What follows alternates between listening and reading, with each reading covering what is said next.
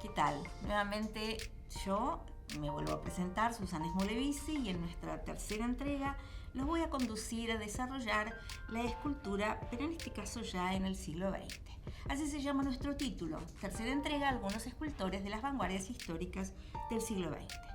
Sin embargo, para hablar de los escultores, notablemente tenemos que hablar de un artista que es clave y referente dentro de todas las artes del siglo XX, y es el nombre de Pablo Picasso. Y no vamos a plantear que sus esculturas tienen que ver con el concepto tradicional, clásico de la escultura. Muy por el contrario, es un artista que va a producir obras escultóricas entre 1902 y 1971. Esto quiere decir que solamente de escultura Picasso produce más de 600 obras, 664 para ser más exactos, según la catalogación que se hiciera a través de Bernard Spies. Lo cierto entonces es que él incluso va a comprar un castillo, pero será un poco más adelante en el tiempo, y nos interesa fundamentalmente que Picasso va a tomar como modelos algunos artistas que van a ser verdaderamente importantes para los artistas del siglo XX como modelo. Es el caso de el que ya vimos, Auguste Rodin, es el caso de Paul Gauguin, pero también es el caso del gran escultor Medardo Rosso del siglo XIX. Lo cierto entonces es que para nosotros Picasso es un artista que, así como va a utilizar como fuentes las máscaras africanas, los fetiches y las esculturas oceánicas, también lo va a usar en el mundo de la escultura. Me parece que es importante que empecemos a trabajar y a ver por qué Picasso está presente en estos artistas justamente del siglo XX. Y esto tiene que ver con que, paralelamente a su producción pictórica, frente a ustedes una escultura correspondiente al año de 1909 de Pablo Picasso, en la cual veremos que el mismo rostro de Fernand Olivier, realizado en pintura según el estilo cubista, lo va a utilizar Picasso también para la escultura. Entonces, el retrato, el rostro de su mujer, de la que entonces era su mujer, va a funcionar también dentro del mundo de la escultura. Sin embargo, este universo escultórico va a cambiar cuando Picasso inventa el collage. Su creación de 1913 o 1912 para algunos teóricos, de introducir un elemento de la vida cotidiana en la superficie pictórica, va a crear una apertura, un cambio, una modificación en donde elementos preexistentes, elementos de un mundo industrializado también participan del mundo justamente de las artes. Entonces, sus producciones de esta época cubista, más que tener una característica de la masa, del vacío y del lleno de la escultura, en el caso de Picasso va a tener un sentido fundamentalmente aditivo. Y se podría decir que son famosas sus construcciones, justamente, construcciones que él va a realizar con papel, con hilo, con cordeles, con cartones, en donde el tema que se venía desarrollando dentro del cubismo y que tiene que ver con los instrumentos musicales, seguirá trabajando, y para Picasso las realizaciones de estas construcciones que nosotros vamos a considerar dentro del mundo justamente de la escultura también estarán presentes. No solamente guitarras, como en el caso anterior, también violines, como esta obra correspondiente en donde la sumatoria de fragmentos constituye la realización de este justamente instrumento musical, en donde distintos elementos, repito, preexistentes forman el soporte de las obras. El material es la clave en este caso, y se podría decir que durante los primeros años del siglo XX este aporte, que el material sea la clave, será una herencia que Picasso va a dejar para algunas tendencias verdaderamente importantes, no solamente de esta primer parte del siglo, como serían las creaciones de los artistas del dadaísmo, sino también para creaciones de la segunda parte del siglo XX, como podría ser el arte povera. En este caso entonces tenemos este vaso de ajenjo, en donde Picasso va a introducir no solamente elementos que tienen que ver con cartones, cordeles, como veníamos viendo, no solamente que tiene que ver con elementos de la vida cotidiana, sino también introducirá elementos que complementan y que informan justamente acerca de esa escultura. Es el caso justamente del vaso de ajenjo, en donde Picasso introducirá un elemento completamente de la realidad, una cucharita que se usaba contemporáneamente justamente para la preparación del ajenjo. Se la llama cucharita, ustedes la pueden ver, está realizada en metal y eso crea un profundo cambio. Pero dentro del grupo y del circuito que rodeaba justamente a Pablo Picasso, vamos a tener algunos artistas que van a acompañar esta tendencia que Picasso desarrolló junto con Braque y vamos a llamar cubismo. Jakob Lifshitz, Chaim Jakob Lifshitz, oriundo de Lituania, un artista que llega a Francia como extranjero y que va a formar, juntamente con Picasso y con tantos otros, la llamada Escuela de París. Esta idea de artistas extranjeros que viven en París, que pasan su tiempo en París, y particularmente en el caso de Lifshitz, venía, como decía, de Lituania, venía de Vilna especialmente, donde había realizado algunos estudios de ingeniería. Oriundo de una familia judía, en donde la práctica de la realización artística, sobre todo la representación de imágenes, está algunas veces reñida con ciertas creencias religiosas. Lo cierto es que Lifshitz, ante la negación de su padre y la protección de su madre, llega a París en el año de 1909. Llega después de haber hecho estudios de ingeniería y llega y se pone a estudiar arte en París, particularmente en la Escuela Superior de Bellas Artes y también en la Académie Julian, allí que quedaba ubicada justamente en Montparnasse. Se podría decir que Lifshitz se forma entonces en la mismísima París, va a va a alojarse en un edificio muy querido para los artistas de entonces de la Escuela de París, como es el caso de Marc Chagall, Amedeo Modigliani, en un espacio que se llama La Ruche, o La Colmena. Allí va a conocer otro extranjero cuyo nombre es Diego Rivera y también va a conocer a otro extranjero, escultor también él, de Rumania, que se llamó Brancusi. Lo cierto entonces es que Lifshitz va a empezar a desarrollarse en las artes de la escultura y tenemos frente a nosotros esta mujer con serpiente, en donde podemos ver que la influencia de un escultor contemporáneo como va a ser Aristide Maillol será particularmente importante, pero fíjense ustedes cómo lentamente veremos que Lifshitz va a llevar el trabajo escultórico del cuerpo de esta mujer con serpiente, el torso especialmente, tiene una forma un poco cónica. Hay entonces una intención de geometrización por parte de Lifshitz justamente de las obras que va a realizar. Esta experiencia artística se va a enriquecer profundamente cuando en 1913 tome contacto a través justamente de los artistas que conocen la Rouge con los artistas del cubismo. Estamos hablando de Picasso y estamos hablando de Braque, pero también de Juan Gris. Entonces va a realizar obras bajo la influencia de esa alma tan generosa y tan extraordinaria que fue Juan Gris, y se podría decir que va lentamente a ir sustituyendo algunas superficies curvas, como veíamos en la obra anterior de la mujer con la serpiente, la irá sustituyendo lentamente por ángulos rectos. Es el caso entonces de esta obra llamada El bailarín, en donde nuevamente les pido que pongan atención al torso de la composición y fíjense que en este caso ya no es un cono, sino que iremos viendo cómo líneas geométricas irán ingresando en su composición. Los hombros están resueltos de una manera muy sencilla, la manera en que él articula y trabaja, ¿sí?, las piernas con respecto al torso son elementos que no tienen esa tradición clásica, esas suaves transiciones, muy por el contrario, mucha contundencia, muchas formas geometrizadas. Decía entonces que esa idea de cubismo que él va a desarrollar usualmente se lo considera un cubismo orgánico, ¿sí? Donde el valor de la construcción, por lo menos en su primer momento, se va a imponer fundamentalmente a la idea de fragmentación tan cara al cubismo.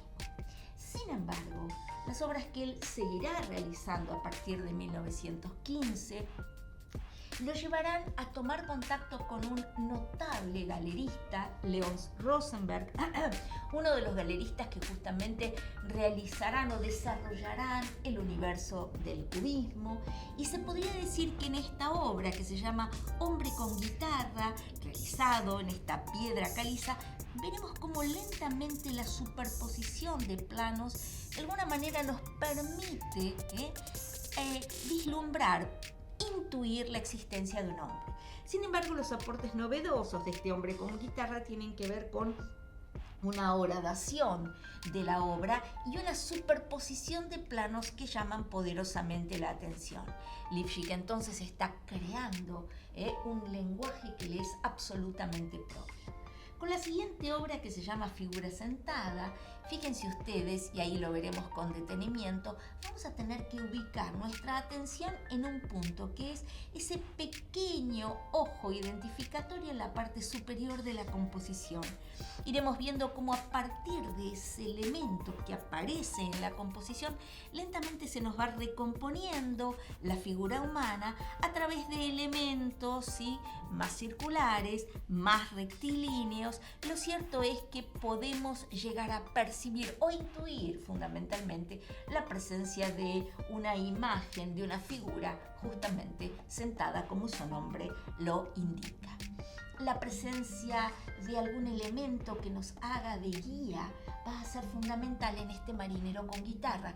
Elementos que tienen que ver con las cuerdas de dicha guitarra. Si ustedes miran con detenimiento, no solamente en la cabeza, ubicada en el centro superior, aparece un ojo, sino que también en la zona derecha de la composición podremos ir viendo cómo tres líneas paralelas, líneas que toman cierta volumetría, se irán continuando a continuación para determinar las cuerdas que crearán una continuidad y que visualmente recompone la idea de guitarra y por supuesto también de un personaje masculino que lo esté ejecutando. A la altura del pecho de este personaje aparecen líneas que recuerdan la indumentaria de un marinero, y esos serán los únicos elementos que nos permitan intuir e identificar los elementos correspondientes a la composición o al referente o al título. Naturaleza muerta de este relieve, que tiene fecha del año de 1918, que tiene que ver fundamentalmente con elementos de la vida cotidiana, y los planos, en este caso tan caros al cubismo que aparecían en sus composiciones, se irán superponiendo en esta misma composición, en donde a veces podemos identificar algún tipo de instrumento musical. Algunos datos de la vida, así como en 1915 inicia entonces su vínculo con el galerista Leons Rosenberg, hacia los años 20 va a tener la posibilidad de tener su primera exposición individual. Se podría decir que va a producir algunos elementos vinculados con el cubismo abstracto, y también, por supuesto, al poco tiempo de haber iniciado este vínculo comercial con Leons Rosenberg, va a romper este convenio porque lo inducía demasiado hacia el cubismo, y verdaderamente Lipschitz tenía ganas de seguir explorando otros lenguajes. Esto entonces crea una ruptura del artista con su galerista, y se podría decir que esto trae consecuencias personales y económicas, como ser altas dificultades desde el punto de vista económico. Por pedido justamente de Rosenberg, va a realizar un retrato de la operadora artista, a la operadora de arte, de la gestora de arte tan conocida que se llamó Gertrude Stein, una mujer que va a ser clave, se podría decir en los años 20 en París, esta norteamericana que va a ser tan cercana a los artistas del cubismo.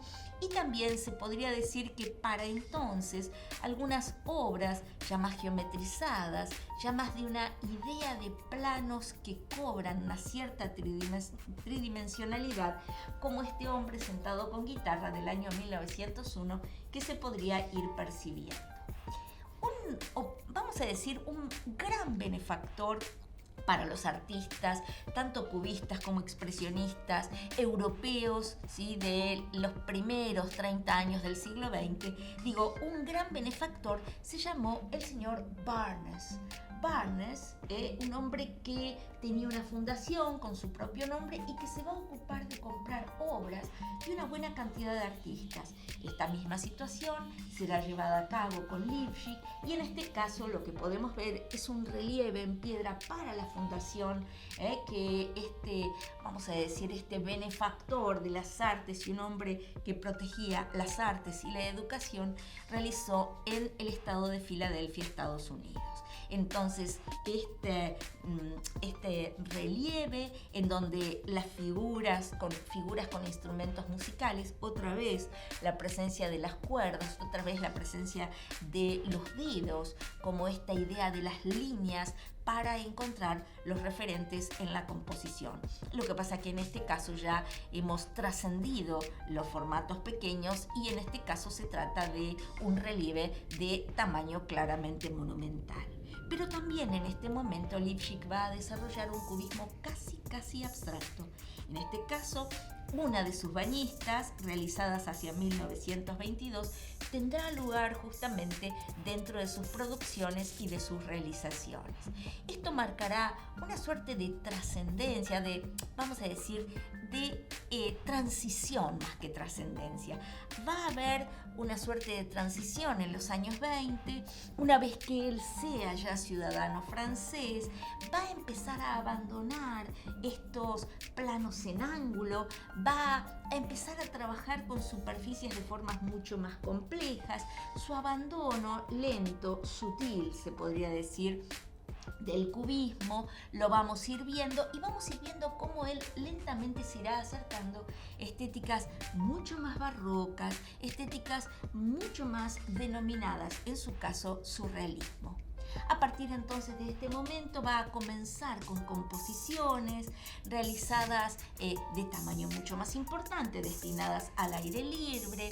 Sus esculturas se van a llamar transparentes, se podría decir que son como planos que se dibujan en el aire, planos que son caligráficos, ¿sí?, que hacen una suerte de caligrafía en el espacio, como esta alegría de vivir. Fíjense que incluso él está abandonando el tema de los instrumentos musicales, que era un tema muy caro al cubismo y con el cual él también se había enrolado. Entonces, la alegría de vivir, mayor abstracción, esta idea de caligrafía en el arte, que también va a seguir desarrollando ya hacia finales de los años 20, entre 1928 y 1929, con su obra llamada justamente El Grito.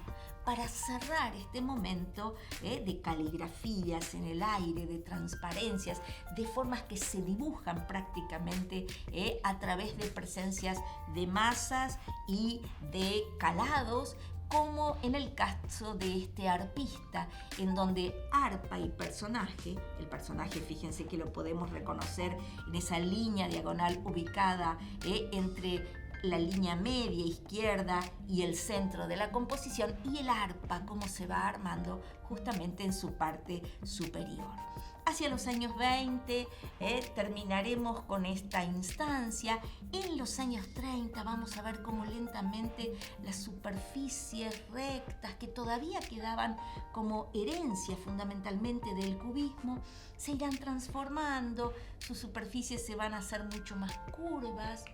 De hecho, su lenguaje dejará de ser plano, aparecerán texturas, formas que usualmente se denominan excrescencias, situaciones en donde el tema va a ser un tema que tiene que ver fundamentalmente con la Biblia, por ejemplo, con esta lucha de Jacob y el ángel del año de 1932, en donde veremos que su lenguaje se va modificando, se va cambiando, hay elementos texturados que crean un aspecto totalmente distinto, pasado y donde también el tema de lo contemporáneo lo lleva a tocar y lo lleva justamente al arte. En este caso, escenas de la guerra civil, obviamente referido a la Guerra Civil Española, la muerte, la lucha, que estaba relacionado con la obra anterior de la lucha de Jacob y el ángel. En este caso son escenas que tienen que ver con esa lucha tremenda y fratricida. De esta época también son representaciones que tienen que ver con temas mitológicos, como en este caso el rapto de Europa. Fíjense que sus formas son mucho más orgánicas, mucho más barrocas, más cargadas, con muchos más elementos. Y también tendríamos que pensar que en los años 30 el tema del nazismo que se está desarrollando justamente en la Alemania vecina a Francia es un tema que no le sería para nada indiferente. Con la invasión de los nazis, con la declaración de la guerra en 1939 y con la invasión de los nazis justamente sobre Francia, se podría decir que Lifshitz también va a abandonar Francia. A través de Marsella viajará a los Estados Unidos y en el año de 1941 se va a instalar definitivamente en Nueva York. Este tema de la huida no es extraño a sus composiciones. La llegada sería uno de los casos justamente de este momento. Lo cierto es que su llegada a los Estados Unidos no es tan idílica como podríamos pensar. Va a tener problemas económicos, tiene que reubicarse. Para un escultor no es tan sencillo encontrar compradores, encontrar galeristas, y obviamente él tiene que reiniciar toda una trayectoria que se había desarrollado. Se podría decir que en este caso este estilo es mucho más barroco, el que va a desarrollar en los Estados Unidos, y se podría decir que también tiene toda la angustia de haber tenido que partir, de haber tenido que irse por su condición de judío, que no es secundaria. La realización entonces de obras un poco más monumentales van a estar caracterizadas en estos años 40. Ahí tenemos entonces un madre-hijo ubicado hoy en el Museo de Jerusalén, justamente el Museo de Arte de Jerusalén. Y en los años 40, una vez terminada la guerra, volver a Francia. Las condiciones de vida no son las mejores, es un país obviamente que como toda Europa ha estado en guerra. Él prefiere a los Estados Unidos, donde ya se ha hecho un nombre, se ha hecho un reconocimiento, pero bueno, esto produce un quiebre en su relación con su esposa y va a producir una separación. A su vuelta a Francia recibe algunos encargos particularmente interesantes de una iglesia en la Alta Saboya, en donde se le pide que realice una Virgen María, fundamentalmente una Virgen de Nuestra Señora de Liesse, que él va a realizar una obra con un sentido mucho más místico, pero es cierto también que a partir de la Segunda Guerra Mundial la idea de la religiosidad y el misticismo está instalada dentro de sus composiciones. Una desgracia como el incendio de su estudio va a destruir gran cantidad de su obra. Se va a identificar con su país, con el país del cual va a tomar la ciudadanía, que es Estados Unidos. Va a padecer gran cantidad de enfermedades y se podría decir que hacia los años 60, ya reconocido, ya un hombre que es aclamado por sus producciones y por sus obras artísticas, se va a instalar finalmente en sus últimos años en Carrara, Italia, para morir en un lugar que para él le parecía el más bello del mundo, que era Capri. Su cuerpo, sabemos, será enterrado en Jerusalén, y sabemos también que sus últimas obras, su última obra, una obra que él no llegó a hacer el vaciado correspondiente, se llama El Árbol de la Vida y está instalado en el Hospital de la Hadassah. De ese cubismo con el cual lo vimos comenzar a esta obra del Árbol de la Vida, que está constituido por formas muy barrocas de ciertas excrescencias, vemos que su obra se ha modificado de una manera absolutamente única. El siguiente artista que vamos a trabajar es un artista oriundo de Ucrania, de Kiev.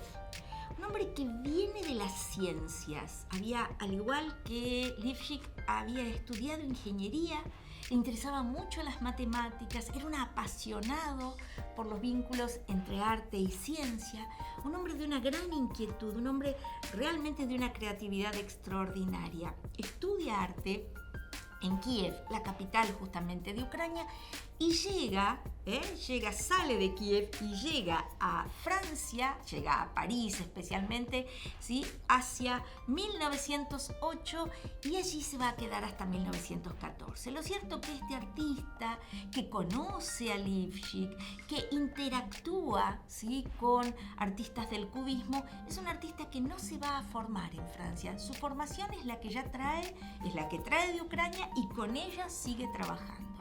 Decía que entre 1908 y 1914, que va a estar en Francia, va a interactuar con grupos de artistas cubistas, tal vez no tanto con Picasso, no tanto con Braque, y sí con un grupo paralelo con el cual sí estaba relacionado Juan Gris, que se llamó Los Artistas del Número de Oro.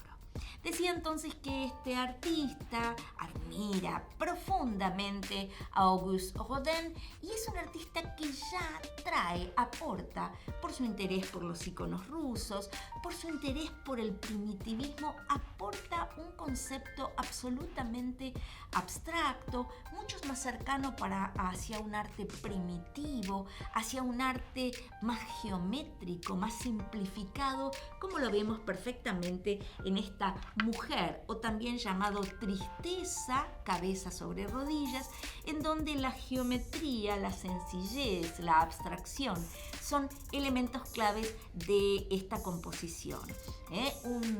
Una idea del cuerpo humano que es bastante original, que es bastante distinta, una postura que es diferente a lo que usualmente conocemos. Y esas posturas seguirán siendo importantes, seguirá dando importancia a las extremidades, a las manos. Las manos son un elemento muy importante dentro de las vanguardias como registro de cierta idea de lo primitivo, la contundencia de las piernas, en esta tocaya mía, Suzanne, así se llama, y cuya composición también llama poderosamente la atención por la simplificación y por cómo nos demanda poner algunos instantes de nuestra atención en la observación justamente de esta pieza.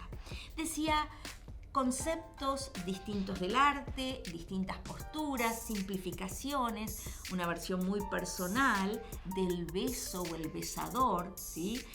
También de una simplificación exquisita con formas prácticamente abstractas, y fíjense cómo esa pareja hace una suerte de forma circular ondulante prácticamente en ese instante justamente del beso.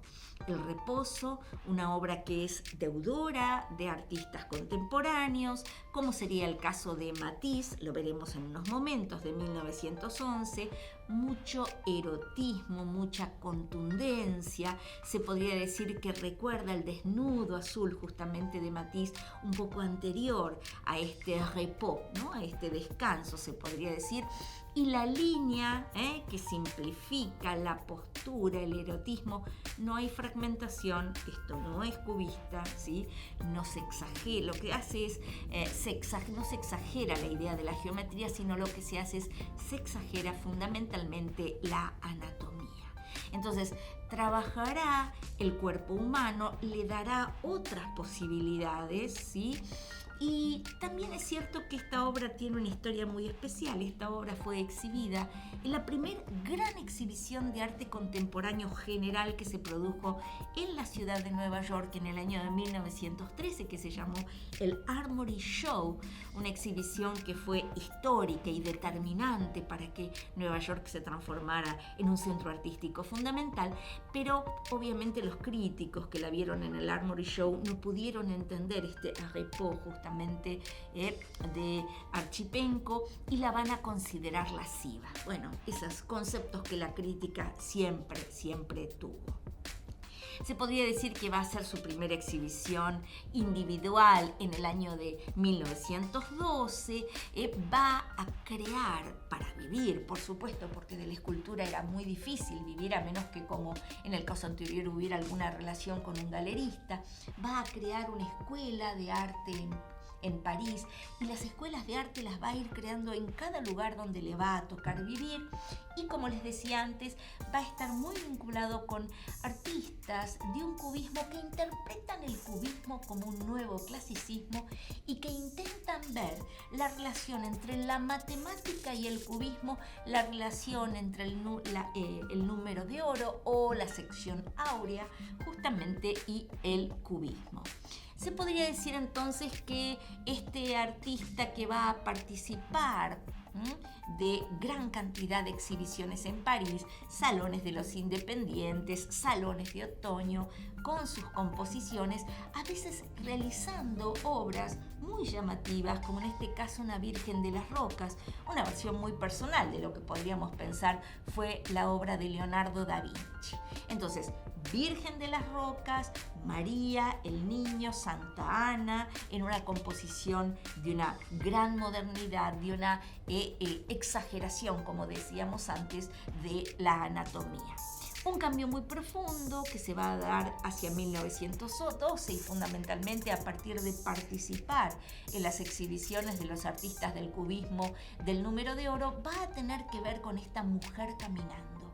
Una obra que es un antes y un después, una obra en donde él va a desarticular, ¿sí?, los límites externos de esta mujer, pero incluso va a horadar, va a crear una especie de ausencia de materia, algo que es realmente abstracto, realmente estilizado, y veríamos entonces cómo el espacio vacío en Archipenko aparece como una innovación, aparece como algo nuevo para la escultura, y será el primero que va a realizar algunos elementos justamente con este recurso de horadación. Entonces reemplaza los volúmenes sólidos por vacíos, el espacio, ¿sí?, en el espacio que modela la cabeza, la figura, nosotros tendríamos que repensar esa figura obviamente humana.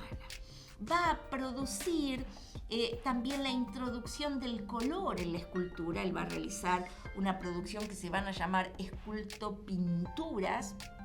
Preludiaron algunos ensamblados que algunos artistas del dadaísmo van a producir, en donde veremos que la investigación escultórica siempre aparece como un elemento fundamental.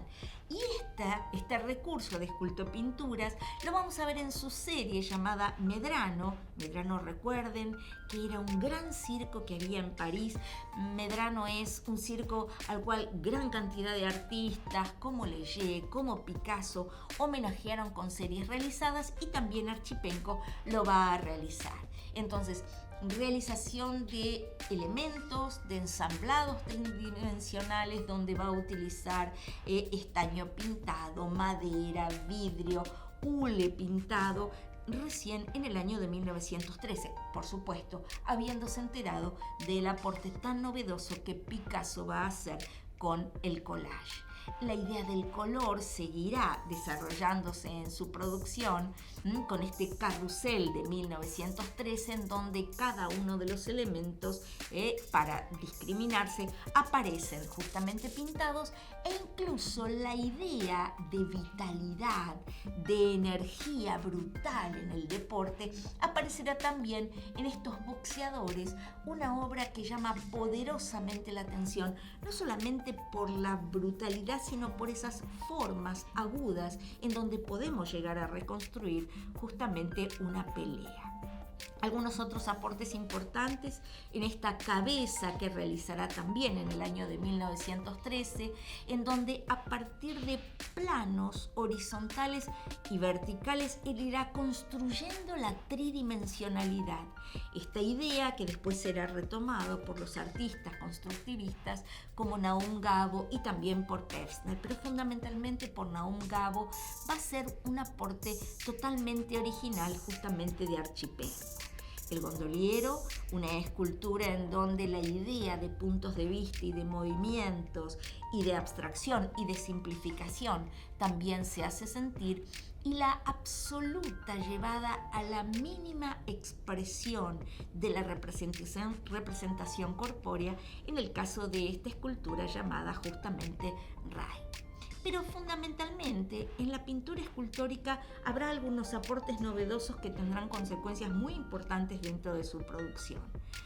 Esta pintura escultórica tiene que ver con la realización de pinturas en donde fragmentos tridimensionales son movidos por un sistema mecánico ubicado en la parte posterior. Esto crea relaciones bidimensionales por momentos, tridimensionales por otros, y que él va a llamar justamente pintura escultórica, que va a llamar poderosamente la atención de algunos artistas que luego lo llevarán, ¿sí?, para trabajar con él, como es el caso de László Moholy-Nagy, un artista de origen húngaro, cuando vea estas pinturas, ¿sí?, escultóricas de nuestro artista. Entonces, produce, experimenta creaciones y el fin de su experiencia en París. Hacia los años 20, no solamente va a participar de la Bienal de Venecia, sino que se va a ir de París, se va a ir a vivir a Alemania, se va a ir a vivir especialmente a Berlín. Allí va a trabajar, va a producir. Berlín, piensen ustedes que en el periodo entre guerras era un fermento extraordinario desde el punto de vista artístico. Todo el expresionismo se está desarrollando justamente en gran parte en esta ciudad germánica, pero también en simultáneo es invitado a exponer a los Estados Unidos, y será Marcel Duchamp y justamente Man Ray quienes lo inviten a exponer en lo que se dio en llamar la Sociedad Anónima o Société Anonyme, que va a ser el antecedente más importante que tuvo el Museo de Arte Moderno de los Estados Unidos. Entonces, en los años 20 se va a instalar hacia el 23 en los Estados Unidos, va a crear escuelas, como dije antes, como un método de subsistencia, va a enseñar en colegios, en universidades, va a enseñar incluso, llamado justamente por László Moholy-Nagy, en la llamada Nueva Bauhaus, que se va a instalar en los años 30 en Chicago. Pero también es cierto que sabemos que Archipenko creó escuelas en Nueva York, en Woodstock, en Los Ángeles, en Chicago, en fin, donde él iba, creaba una nueva escuela. Hacia los fines de los años 20 se va a consolidar con la ciudadanía norteamericana, va a trabajar allí sin descanso, ocupándose de la educación como un elemento claramente importante, y como les decía, va a finalmente terminar sus días dirigiendo una escuela de bellas artes privadas muy vanguardistas en la ciudad de Nueva York. Algunas de las obras que me parecen más importantes, o por lo menos son más interesantes, como esta composición, como este trabajo que va a realizar, que él mismo va a llamar Cleopatra. Fíjense qué interesante la manera en cómo se expande, cómo se extiende el cuerpo de este personaje en todo lo ancho de la composición, cómo la cabeza, ¿sí?, surge a partir de un elemento prácticamente orgánico, y cómo en el centro de la composición aparece un cuadrado en donde se reflejaría esta cabeza. Entre ese reflejo y el cuerpo del personaje aparece una pequeña mesa donde aparecen pulseras, collares, cuentas, en fin, se podría decir que la experimentación sigue siendo el modo clave para producir la obra este gran creador que fue Alexander Archipenko. La Reina de Saba, un personaje realizado a partir de elementos que forman planos y que crean 3 dimensiones, será la última obra que trabajaremos para este artista, que terminará sus días, como les dije antes, en los Estados Unidos, dedicándose fundamentalmente a la enseñanza. Un gran creador, con un gran aporte, con una buena cantidad de elementos. Vamos Vamos a pasar ahora a otro artista de origen italiano. Su nombre es Umberto Boccioni. Es un artista que no solamente se dedica a la pintura, sino que sus experiencias escultóricas, vamos a trabajar una en especial, van a ser verdaderamente extraordinarias. A partir de 1902, entonces, Boccioni, que ya venía trabajando en la pintura llamada futurista, va a ser uno de los grandes, no solamente pintores y artistas de este futurismo italiano, sino que también va a ser un teórico, va a ser un hombre que va a reflexionar, va a empezar a explorar el mundo de la escultura. Y ese mundo de la escultura va a dar por sentado su conocimiento de algunos conceptos de origen justamente cubistas. Una obra clave es este desarrollo de una botella en el espacio de 1912. Fíjense ustedes cómo la botella se fragmenta, se articula, se divide en distintos elementos justamente y en distintos planos, pero tal vez la obra más importante de él se llamó Formas únicas en la continuidad del espacio. Decía entonces que esta idea es desarrollar el movimiento de una persona que va caminando, desarrollar la idea de cómo la masa del cuerpo de este personaje va a interactuar con el aire que lo va a rodear. Entonces, esta interacción del cuerpo con el medio ambiente, este ir articulando el espacio con el cuerpo, fíjense ustedes este punto de vista, que es un punto de vista inédito de estas formas únicas en la continuidad del espacio, en donde el rostro se transforma en una cruz. Entonces, con la realización de Boccioni, simplemente para despedirnos y a manera de cierre, trabajar algunas obras de este notable escultor expresionista llamado Barlach. Un artista oriundo de Alemania, de la localidad de Wedel. Se podría decir que su formación tiene que ver con la gran ciudad de Hamburgo, con la Escuela de Artes Aplicadas de Hamburgo y con la Academia de la Florencia del Norte, que no es otra que de Dresden. También va a París a formarse, ¿sí?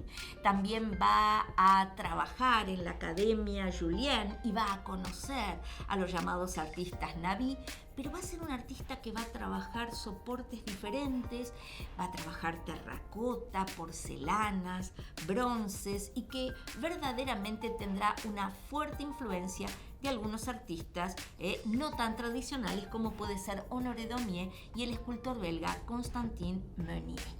Un viaje clave para entender su obra va a ser un viaje que él va a realizar a Rusia en 1906, en donde va a conocer talladores de madera rusos. Y allí su obra se va a transformar, porque el tema de la vida cotidiana, como es el caso de este pastor en una tormenta, esta idea de un personaje que se está